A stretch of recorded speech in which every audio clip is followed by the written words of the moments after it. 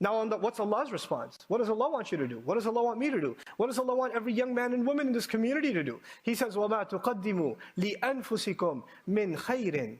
Whatever you invest, and I'm using the word invest on purpose. Taqdeem is used, in archaic English translations, they translate whatever you send forth for yourselves, which I don't think anybody here understands. Sending forward for yourself basically means investing.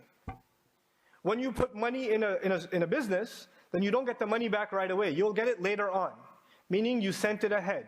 A few years later, it'll come back to you. Allah is actually telling us to invest in ourselves.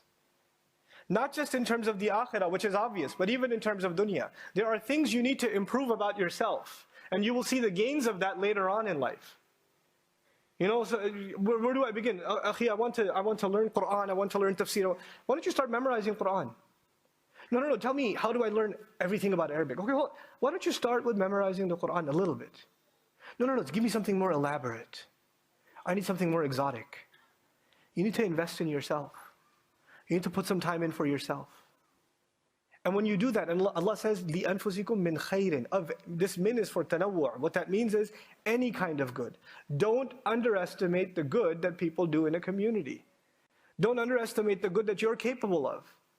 And Allah has, this min is it's a huge mercy from Allah, because the good that you're capable of, I'm not capable of.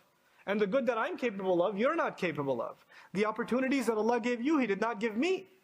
And the opportunities Allah gave me, He did not give you. Every one of us has a different set of opportunities, a different set of challenges.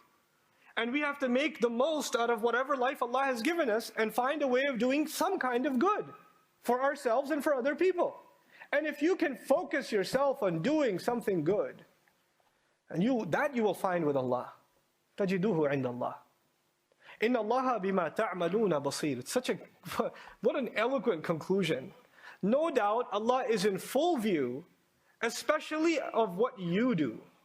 This بِمَا تَعْمَلُونَ, is muqaddam, what's called for ikhtisas. It's exclusivity. In other words, especially the things that you people do, Allah is watching carefully.